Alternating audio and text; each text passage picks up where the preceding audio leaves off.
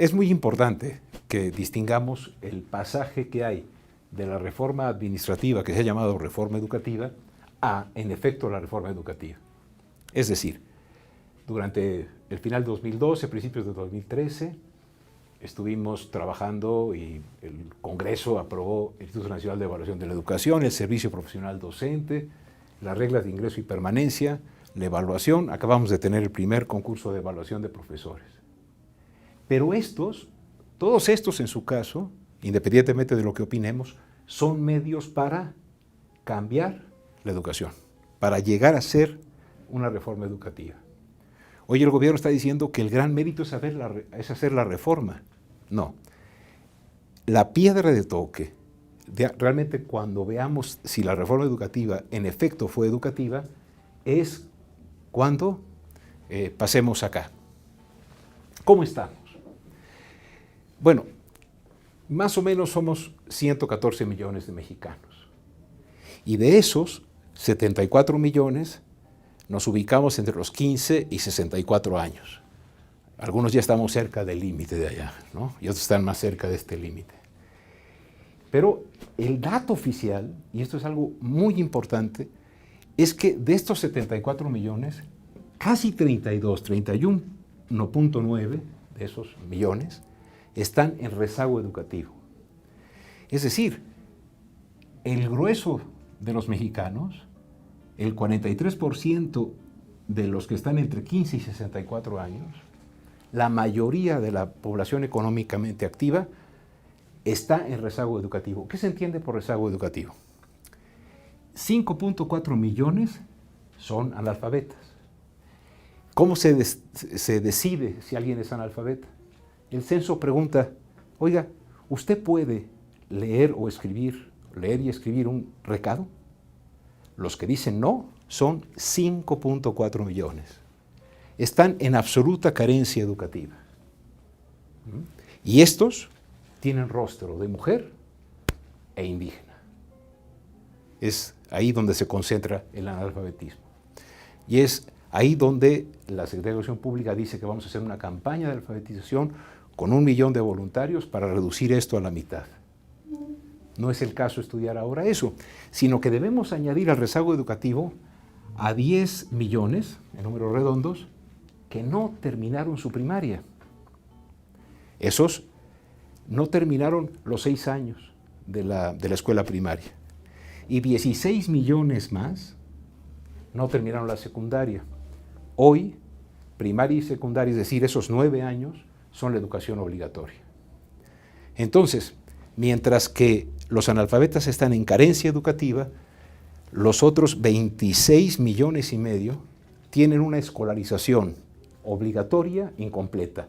En otras palabras, 31.9 millones de mexicanos no han ejercido a cabalidad el derecho a la educación que consagra la Constitución. Es decir, muchas veces se dice, es que el problema educativo es el sindicato, el problema educativo es... No, el problema educativo es ese. El problema educativo es que la mayoría de los mexicanos están en una condición en la cual la lectoescritura, poder leer y escribir, que es la base de cualquier aprendizaje futuro, incluso que es la base para poder resolver un problema de matemáticas, porque primero hay que entender el problema y eso se lee, no tienen en general esa capacidad. Si esto fuera todo, bueno, la campaña de alfabetización resuelve un poco esto, me van a perdonar. Otra parte del analfabetismo se resuelve porque en el curso de vida los analfabetas mayores mueren y eso reduce, no por la vía de la virtud, sino por la vía de la guadaña, el problema, lo cual es terrible. Pero así es la vida. Pero si esto fuera todo, tendríamos que hacer algo ahí. Pero no es todo. Y no es todo porque, acompáñenme por favor acá,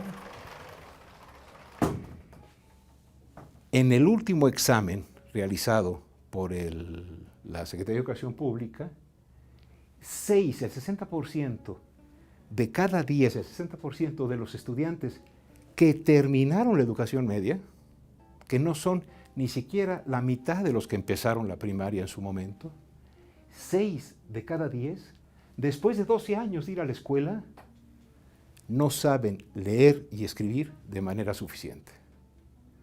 Es decir, no son analfabetas, pero son básicamente personas que no tienen lectura de comprensión, que no tienen capacidad de relacionar lo que leen. Por eso cuando llegan a la universidad y un profesor les dice, hay que leer esto, dicen, ¿el libro completo, profesor? Pero si estamos acostumbrados a llenar bolitas, porque la CEP ha impuesto una educación memorística que se satisface con llenar bolitas en examen de opción múltiple. ¿Qué significa que 6 de cada 10 que logran terminar no sepan leer y escribir de manera suficiente? Fíjense, que si abandonas la escuela, si te vas de la escuela, o si la escuela te abandona, ¿qué quiere decir? Por ejemplo, el 44% de nuestras escuelas son multigrado y muchas de ellas incompletas. Terminas hasta tercero y la niña, para poder hacer cuarto, quinto o para hacer secundaria, tiene que caminar 8 o 9 kilómetros. Ahí te abandonó la escuela. Ya no digamos las condiciones de la escuela, sin techo, sin paredes, etcétera, ¿no? Si te abandona la escuela, pero incluso si permaneces en ella, no aprendes lo necesario. Otra manera de ver el problema educativo en México es que aprender o no aprender es casi un volado, ¿no? Si la probabilidad de un volado en Águila o Sol es 50%, el 60% de los que terminan, que no se han ido, que no han sido expulsados por el sistema, no aprenden a leer y escribir. Y este volado es una moneda cargada. Si el analfabetismo estaba cargado de mujeres y de indígenas, aquí, como ya se fueron las mujeres y los indígenas, los que no aprenden a leer y escribir son básicamente los muchachos pobres, los muchachos que no tienen capital cultural en sus casas. Es decir, este volado está sesgado por la desigualdad social. En consecuencia, cada año nosotros incrementamos el rezago educativo, porque el sistema está mal. Si nosotros tuviéramos una medida de analfabetismo funcional, es decir, personas que en el censo dicen, no, yo sí puedo apuntar y leer un recado, pero nada más. Yo puedo ver aquí dice Petén, cuando estoy leyendo el nombre de una calle, pero nada más eso. Si nosotros lográramos saber cuánto analfabetismo funcional hay en el país, sería muy grande. Pero para que tengamos una idea, cada año nos ha informado el Instituto Nacional de Evaluación de la Educación en su nuevo informe para el año 2013, 1 millón de alumnos deja la escuela o es pateado por la escuela entre los 6 y los 17 años de edad. El cálculo, así decimos, bueno, 1 millón serán muchos, serán pocos. A mí siempre me ha gustado ponerle imágenes a las cosas.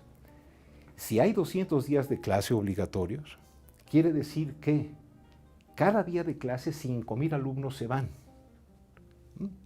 Pero además, si calculamos que un salón contiene a 30 alumnos y que cada salón mide 10 metros de largo y los ponemos en fila india, el abandono escolar en una imagen es equivalente a 33,000 salones que se vacían cada año.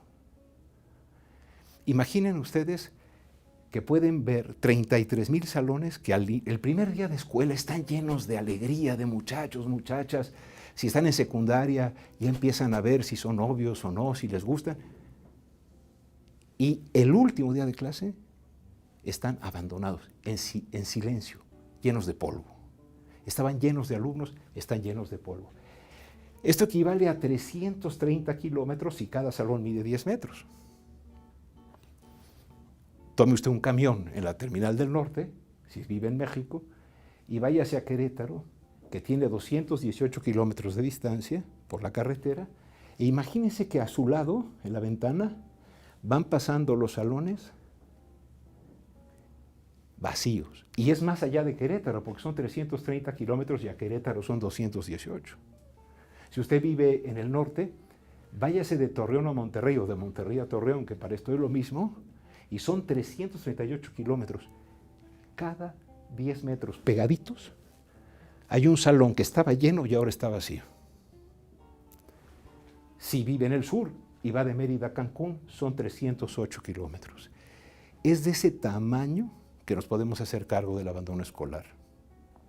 Por lo tanto, yo quisiera terminar diciendo que para pasar de la reforma administrativa, para que esa cuestión del INEE, del servicio profesional docente, de las reglas de ingreso y permanencia, para que las miles de evaluaciones, para que los 7.500 millones de pesos que anunció el presidente que se dieron a las 20.000 escuelas más pobres tengan sentido, tenemos que resolver el desastre educativo nacional.